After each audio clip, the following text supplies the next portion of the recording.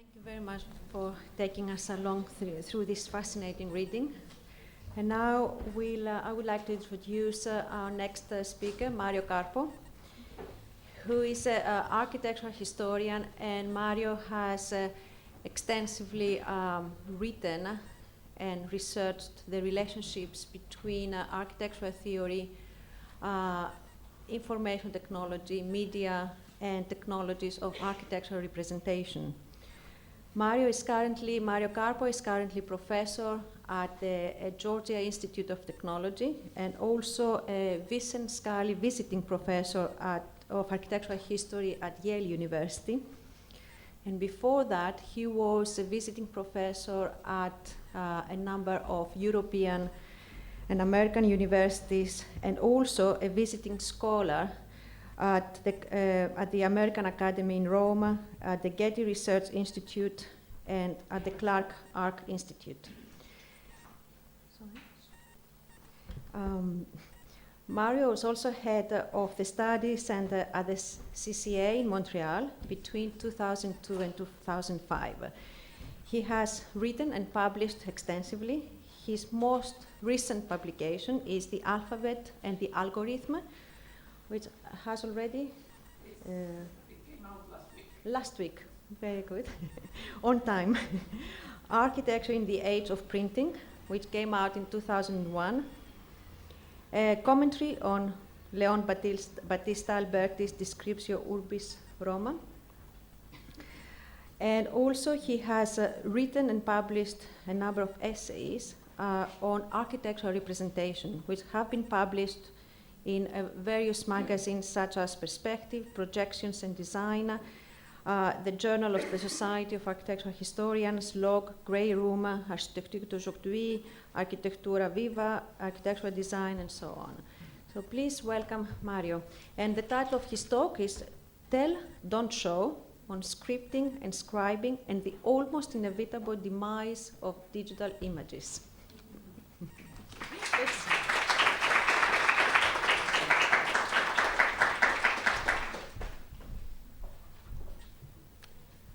Thank you, Marina. Thank you for the generous introduction. Can you hear me? Yes. Good. This is not the picture with whom I should start. This is the picture number one.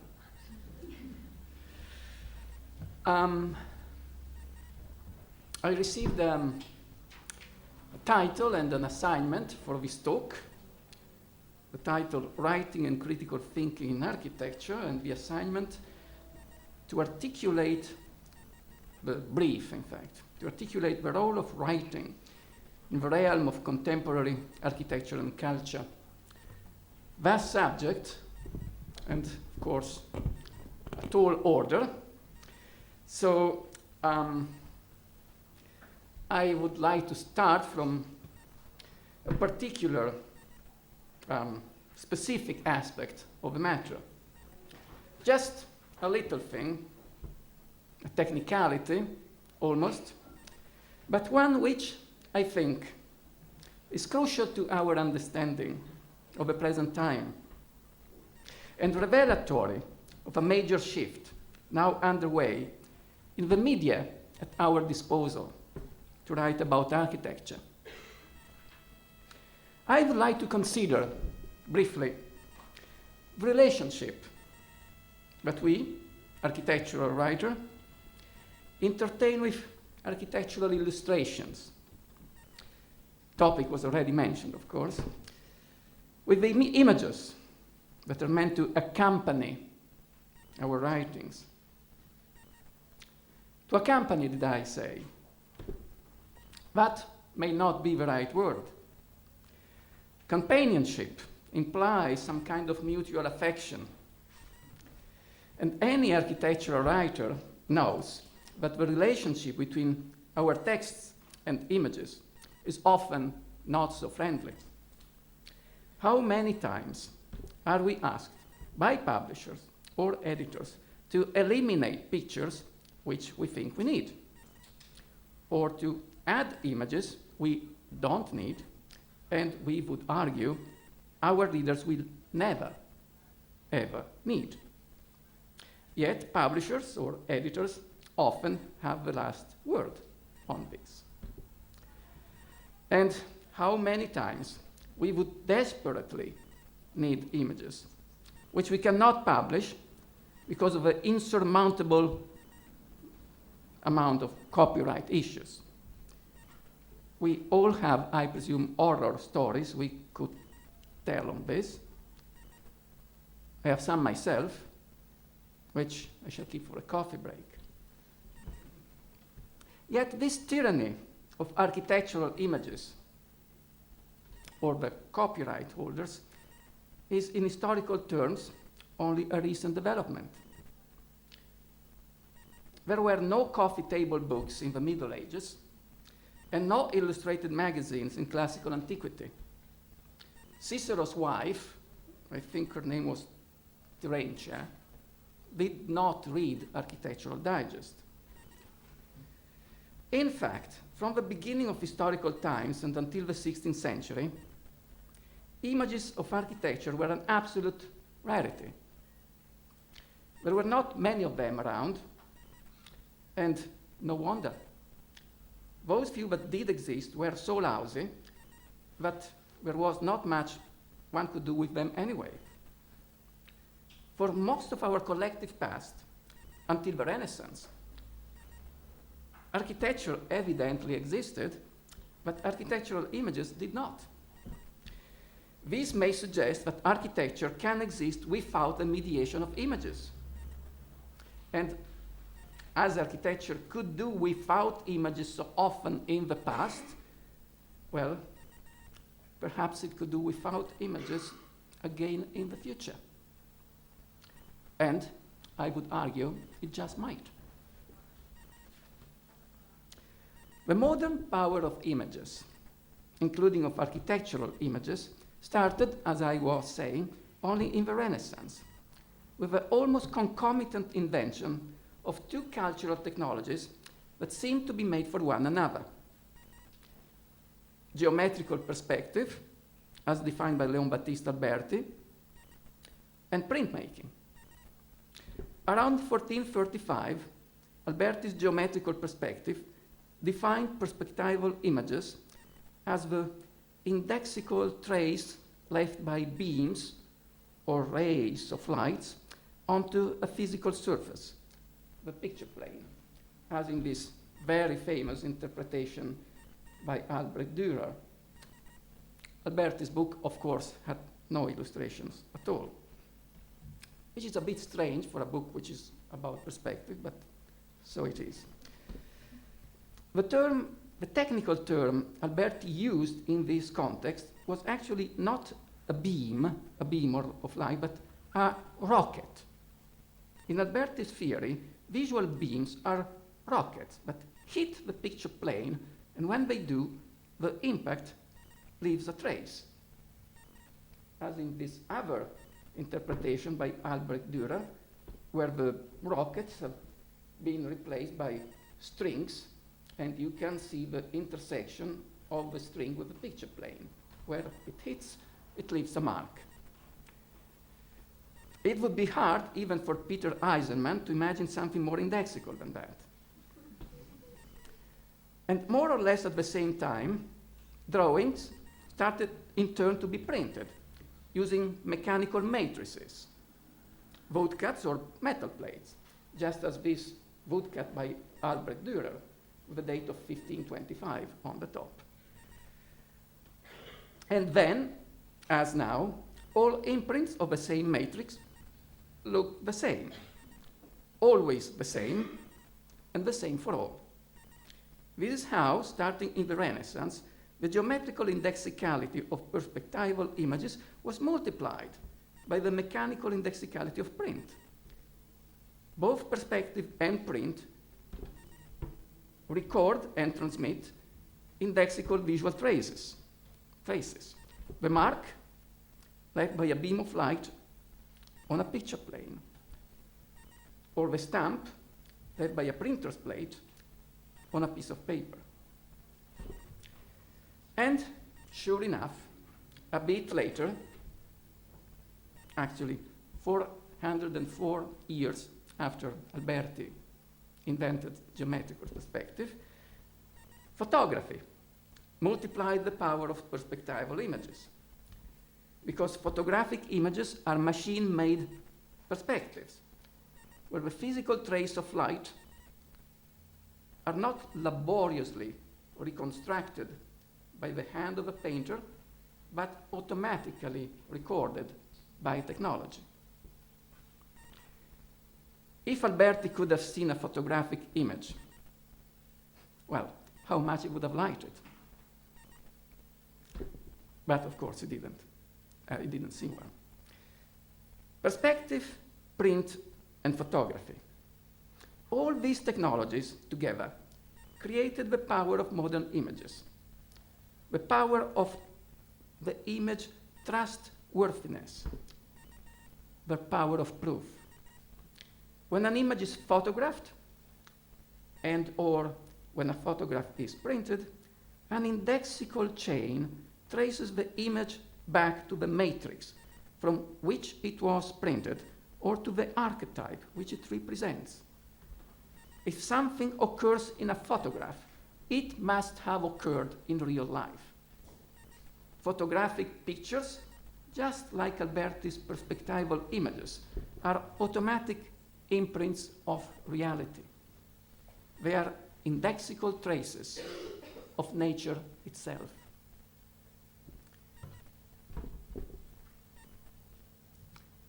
But digital images do not work that way. The geometry whereby a picture is captured in a digital camera, for example, has not changed. But the technology whereby pictures are recorded and transmitted digitally has changed very much. Digital images, as the name indicates, are recorded and transmitted as files. They are first digitized, meaning translated into numbers by sampling and quantization, sometimes said quantization. These numbers are then stored, retrieved, and sent around at will. And at some later point, these strings of numbers may or may not be reconverted into a visual picture. When this happens, all kinds of things can happen, and do, but in most cases without and outside the control of the maker of the original picture. An example with which we can all be familiar: if we send an illustrated postcard, a good old traditional printed postcard, to 100 friends, each friend will receive the same picture and will see the same picture on that postcard. But if we email the same picture to 100 friends as a JPEG attachment, for example, each recipient will most likely see a different picture. And variations, as always in the digital domain, may occur randomly or by design, or by the unpredictable intervention of some external entity, actor, or network, as Bruno Latour would say. Digital images drift. Every instantiation, every manifestation, every occurrence or epiphany of the same digital file is a different event, and one that the maker of the original picture can neither control nor anticipate. And as digital pictures inevitably drift, because that is inherent in their very technical nature, they inevitably cheat. Digital images can no longer be held as true to reality. The indexical chain that used to link photographic images to the event which they represented has been broken by digital technology. In the case of good old photographic pictures, editing and post-production were the exception. In the case of digital pictures, editing and post-productions are the rule. All digital pictures are inevitably post-processed at some point by someone, or even when we may choose to do nothing at all, by technology itself. Yes, old photographic photomontage could cheat, and they did. They could cheat precisely because we expected all photographic images to be true to reality. But today, all digital images are, in a sense, photomontage. And today, all images are digital, at least at some point in the course of their life as images. Hence, the conclusion is simple and drastic. Today, all images cheat. They have and can have no documental value whatsoever. The visual and social consequences of this drastic demotion of the ontological status of digital images, from indesical realism to nothing, or almost nothing, are momentous. And some consequences already being felt, also in the daily practice of our trade. I presume we are all familiar with the all too common predicament of the architectural critic that has to sift through an endless cornucopia of images, which may be documental photographs of existing buildings, or digital renderings of non-existing buildings, or anything in between, and there is no way to tell. Just an example. You open any architectural magazine today, and you see this, and you would think that this does not exist. And you turn the page, and you think that this does exist, because there is even the Eiffel Tower in the background. Whereas the first one does exist, and this doesn't, never did, never will. Sometimes even the captions, when there are some, are deliberately reticent or misleading. And the only way to know if the building which is represented in pictures exists in reality is to check it out in Google Earth.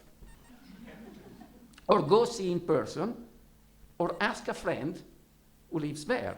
It has happened to me many times. This is that building. Have you seen it? No, who knows? And of course, even the satellite pictures assembled by Google Earth can cheat, just in the same way.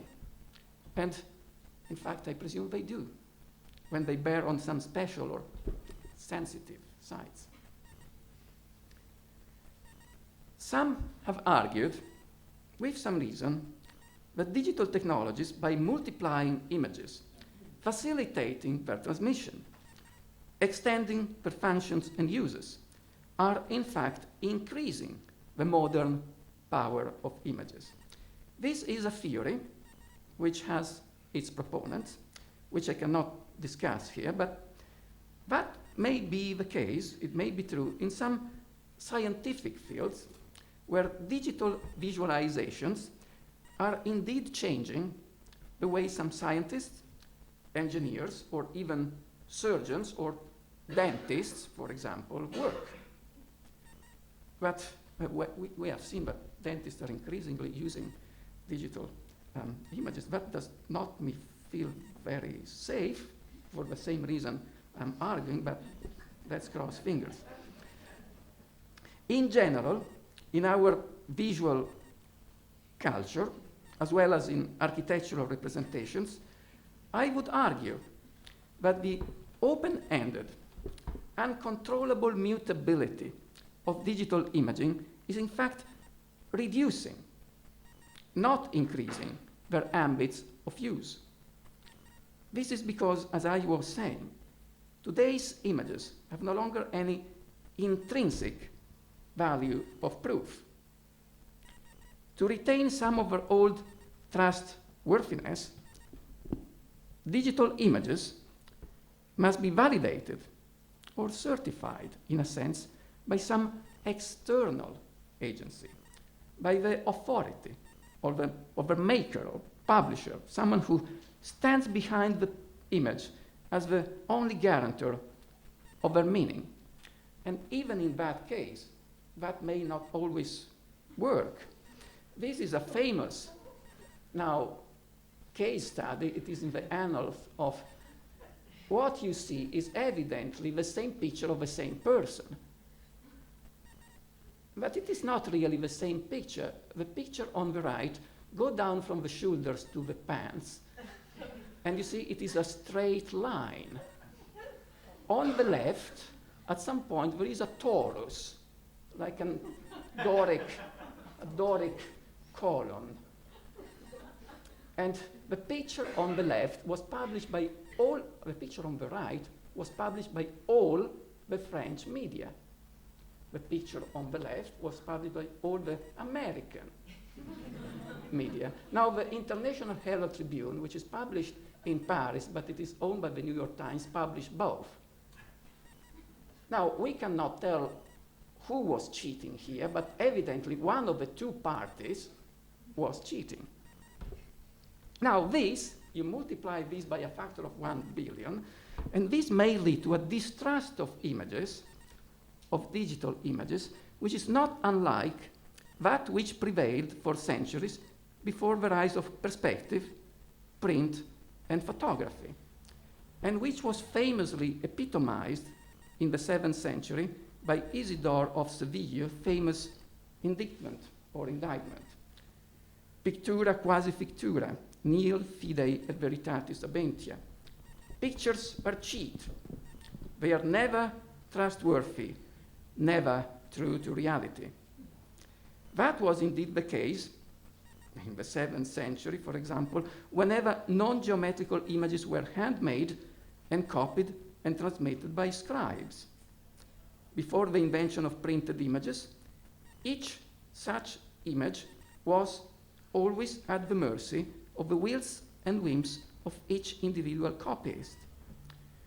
And oddly, this is increasingly the case today due to the unlimited variability of machine-made but randomly variable digital pictures. Images held sway in the modern age of mechanical making, when photographic images were framed, frozen, authorial recordings of sight. Today's digital images are permanently drifting, often anonymous or unauthorized mash-up of snippets and snapshots, bereft of any indexical value. Evidently, we can no longer use images as we used to.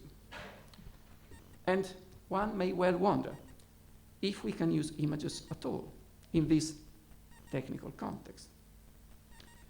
A small aside, this is not our subject today, but let's note in passing that the same transition from frozen visual documents to dynamic generative scripts has already eliminated another category of images that used to be central to the making of modern architecture, notational drawings, such as blueprints, shop and construction drawings, images which were meant to show workers how to actually make things. Most such notational drawings or images are now being replaced by digital information models, and parametric variability is the design logic embedded in most of today's digital tools for CAD and CAM. In computer-based design and fabrication, most notational images are replaced by flexible, rule-based generative scripts. And in this instance, too, individual images are fast becoming irrelevant because they are increasingly seen only as the occasional and ephemeral spin-off or epiphany or manifestation of the script used to generate them. In many CAD-CAM integrated systems, notational drawings are in fact no longer needed, and they are no longer used, because objects can be fabricated directly out of a digital file. In the new digital paradigm, the parametric script, which can generate families of images and objects alike, is everything. Each individually generated image counts for little or nothing. And with a certain symmetry, just as technical and notational images in architectural design are being replaced by algorithmic scripting, pictorial and representation images in architectural discourse may be replaced by alphabetic scribing. Parametric scripting can actually generate images, whereas alphabetic scribing can only evoke, describe, or suggest some of them. But in both cases, the logic is the same. Both the alphabet and the algorithm can replace images without providing any ready-made picture. In fact, I would argue that this is precisely the reason why today we so crucially need words, ekphrasis, narration, interpretation even, instead of images. Because such is the nature of today's digital images, that we know that we can no longer trust images. Hence, we can no longer read the information they provide. An image used to be worth 1,000 words, but today, a few words can make more sense than 1,000 pictures. In the course of the last 15 years, the transition from analog drawing to digital scripting has changed architectural design. Today, the same transition from image to scribing or describing is already changing the landscape of architectural publications. Some of the most innovative of the recent crop of architectural journals, such as Log in the United States, Criticat in France, and when I wrote this, I did not know that the inventor would be in the room today, or Candide in Germany. All these have deliberately opted for an almost aniconic format, one that prompts writers to write and readers to read. Apparently, some architectural writers and publishers have already concluded that there is no point in spending money to publish additional images when there are already so many of them available everywhere, online, for example, and each of them worth so little. Now, let's have a look again at these three covers. This is meaningful. On these three covers, we only find letters and numbers. And it is not a coincidence. Additional evidence. In the course of the last few months, a conference in Portugal, an issue of AD, and an exhibition at the CCA. And when I wrote this, I didn't know that the co-curator would be in this room. For us, there is a logic in this. They have all tackled various aspects of narrativity or of anti-iconicity in contemporary architectural writing. And I could also mention, as additional evidence, the website of one of today's, I think, most interesting star architects, a website which does not show a single image of any building whatsoever. Now, I'm telling that because you may go online and click and check the website and think that part of it is offline. No, that's all there is. You get nothing else. You can click on the plus, which means more, and you see something saying less. You go back to. Now, all this and more evidence could be added, in my opinion, means something. It means that the demise of the image may be in the making, or at least in the air. The scopocentric age of the mechanically reproducible image is over, and in its stead, a new art of scripting and scribing appear to be rising. The alphabet and the algorithm, narration and computation, are today's tool. The alphabet and the algorithm make for a good match. They are made for one another, and they work well together, just as perspective and print were intertwined in the Renaissance. Computers have killed the iconic image, and the surge of iconicity we are seeing now in many walks of life and art may well be the swan song of a techno-cultural environment on its way to extinction. Most of our recent modern past was scopocentric, but our postmodern digital future will most likely be logocentric and logicocentric, discourse and computation. This, of course, does not mean the end of visuality. We will still have eyes to see. But our ways of seeing are changing, just as our visual environment is changing in a way which is unparalleled in modern history. The alphabet and the algorithm are evidently not universal tools, and we shall always need plenty of images of all sorts. But there is no way to go back to the history of iconoclasm to remark, as many already have, that images can often cheat and numb our senses. But script is always a compliment, and a complement to our intelligence. Thank you.